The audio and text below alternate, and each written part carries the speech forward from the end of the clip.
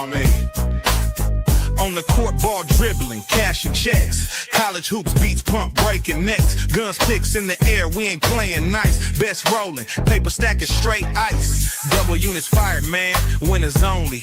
Player props hitting, no rolling lonely. Bankroll swole, just stacking that cheddar. Breaking ankles daily, no one do it better. Let's keep dancing, cannon shots fired. Cashing best clips, reloaded, never tired. Have ourselves a day, straight up ballin'. Every show lit, you know we all in. Hit the hardwood, buzzers buzz, call it lit.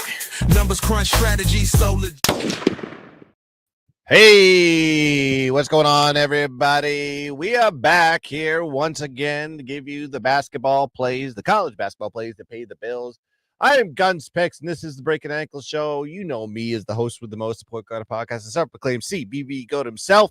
And we are back after a 1-1 on the show plays because we cashed our ticket with the Mocs of Chattanooga, winning outright as a 2.5, 3.5 point dog, depending on when you got the line on that one, and sprinkled dink on the money line because that team won and had a great second half. Unfortunately, the under in the UCI game did not go as planned. A lot of fouling, a lot of free throws, and a lot of just garbage scores there at the end. Kind of killed the total on that one. Happens to the best of us. We are still 86-60 on the show plays. That if you started from day one on the Breakin Ankle Show and the late night bangers and everything on the GunzPicks channel, you'd be up 20 units right now if you bet to win 1 unit every single time. That's right, 86-60 on the show. I don't know why you guys haven't subscribed to the channel if you haven't done so already, because you need to, because we've just been absolutely cashing tickets, and I do it in every single sport. If you've been following along the GunzPicks channel for even just this year alone, 2024 and 2025, whether it be NFL, whether it be college football, whether it be college basketball, I've been making you money. All I ask you to do is subscribe to the channel. All I ask you to do is share the channel. All I ask you to do is hit the bell and get to the comment section and hit the like button on the video that you're watching right now. All right. Don't have the NIT yet because I think that game is well, I guess we know who's going to be in that game, but I haven't looked at that game yet. So probably going to make that a premium play on Dub Club. Sorry, guys.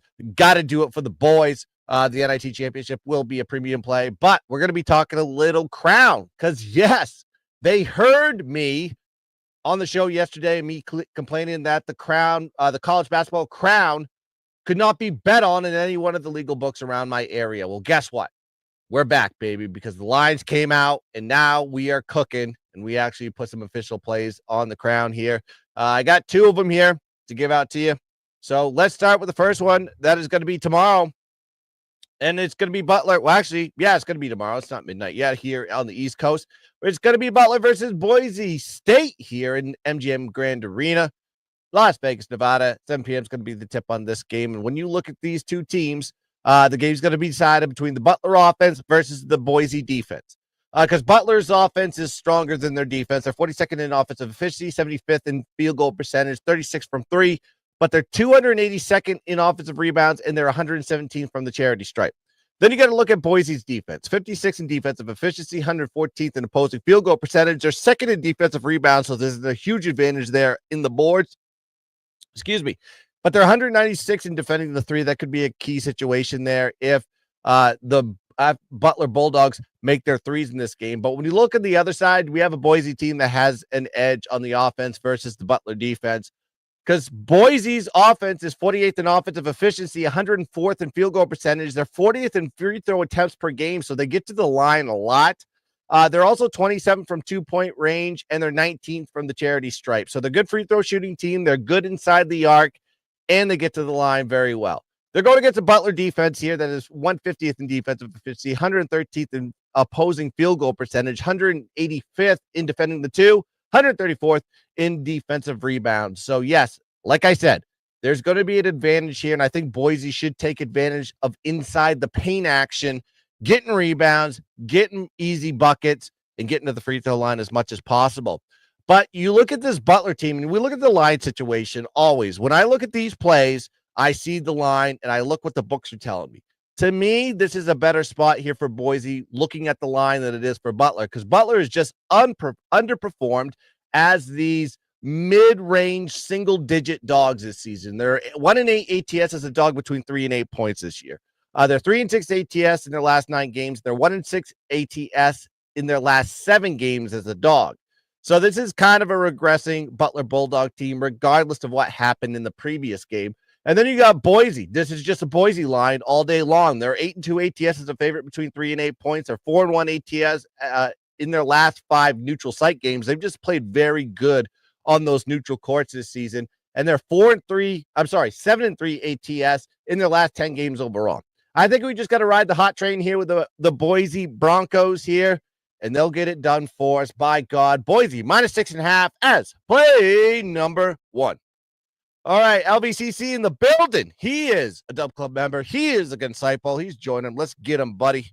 All right. Got one more play for you, but you know what you need to do. You got to hit the thumbs up on this video because, oh, wait. I got all night. I ain't tired. I'll cap all night. You guys gotta hit the like button on these videos. Come on now. Help out the GUNZPICKS and also get in the comment section, dropping comments all the time. Anybody that's dropping comments, if you're new or you're one of the OGs in the comments, I like talking to everybody, man. I want to learn who's watching these plays. I want to learn who's trying to be a GunzPicks. I want to learn who's trying to get that cash that I'm giving out on a daily basis. All right, let's get into what I like to call my best bet here for the show. Let's go.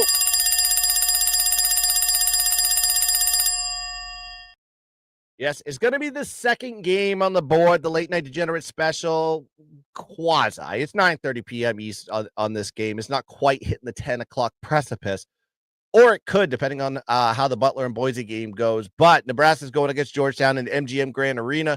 Las Vegas, Nevada is the spot. We are playing for the crown. 9:30 is going to be the tip on this game. Offensively, you have a Nebraska team that has the edge in this matchup. They're 69th in offensive efficiency. They're 123rd in field goal percentage. They're 90th from the charity stripe. Weaker in the rebounding element. 272nd in the country. 240th from 3 as well. So I think they're going to have to make things inside and get to the free throw line to kind of make things work in this game. But they're going against a Georgetown defense here that is 59th in defensive efficiency, 190th in opposing field goal percentage, 127th from defensive rebounding, 91st in opposing free throw attempts per game. So there are some elements there that I would say this Georgetown team is kind of mid-range at best. On the offensive side for Georgetown, they're 143rd in offensive efficiency, 198th in field goal percentage. Not a good shooting team, especially from 3, because they're 267th in the country in three-point percentage, 245th from the charity stripe. So you have a huge advantage here in the free throw shooting from Nebraska, knowing that Georgetown can't really shoot from there. And they're going against a Nebraska defense that has an edge from a variable standpoint here. They are 43rd in defensive efficiency, 174th in opposing field goal percentage, 110th in defensive rebounds, and they're 47th in opposing free throw attempts per game. So they don't allow opponents to get to the line very much this season. Nebraska has performed well on neutral courts this season. They're 4-0 ATS in those spots, 3-0 ATS as a favorite in neutral sites, and they're coming off that Arizona State win in their previous game. They're also 9-4 ATS as a favorite of 8 points or less this season, and this is where this line is sitting currently. On the other side there for Georgetown, when they are a bigger dog, 2-4 ATS as a dog of 7, 8 points or less in these situations. And Nebraska is just the better team, in my opinion, and this is why the line reflects this. Knowing that they were you look at Georgetown, they were a shorter dog in that previous game. Now you're seeing this line jump from like 1.5 to 6 on this spot from game 1 to game 2. And when you look at the weight of this line, Georgetown's line as a dog, it fits in the variable as of a lot of teams that they've already faced this season that are playing in the NCAA tournament, or at least played in the NCAA tournament. We're talking about like Marquette. We're talking about UConn. This is where this line is sitting, and they're sitting for a Nebraska team that didn't even have, I don't even think they were even in the talks of making the NCAA tournament.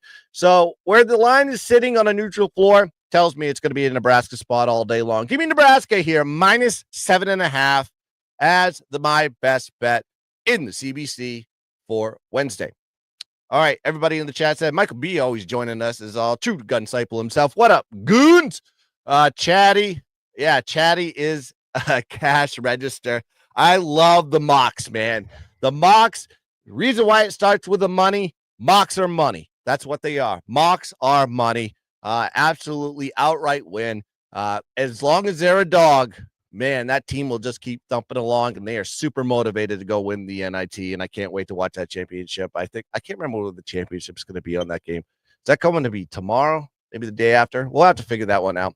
I digress. We are here to talk about the CBC. To recap for everybody that missed it, Boise minus 6.5 and Nebraska minus 7.5 for the crown tomorrow. And my best bet going to be Nebraska minus 7.5 in the crown. So that's going to do it here for the Breakin' Ankle Show. Make sure you like and subscribe to the channel, like I said, and I'll be back. Talk more ball. If there's ball to be bet, by God, I'll be here. I am GunzPicks. Let's catch some tickets. Let's dominate the ball. And as always, yep, let's keep dancing. Gotta load this gun. Ba-bang! Daily, no one do it better. Let's keep dancing. Cannon shots fired. Cashing best clips reloaded, never tired. Have ourselves a day, straight up ballin'. Every show lit. You know we all in. Hit the hardwood, buzzers buzz, call it lit. Numbers crunch, strategy so legit.